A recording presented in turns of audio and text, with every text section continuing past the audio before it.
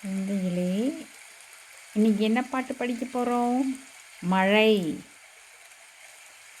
இங்கே ஒரு சின்ன பொண்ணு மழையில் கை விரிச்சிட்டு விளையாடிட்டு இருக்கு.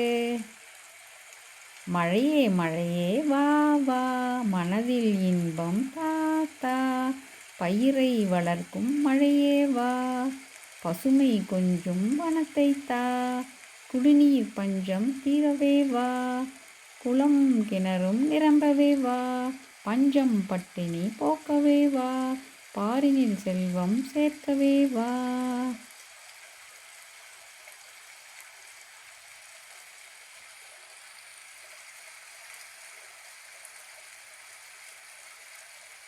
நாளைக்கு என்ன படிக்க போகிறோம்? ஒரு கதை படிக்க போகிறோம்.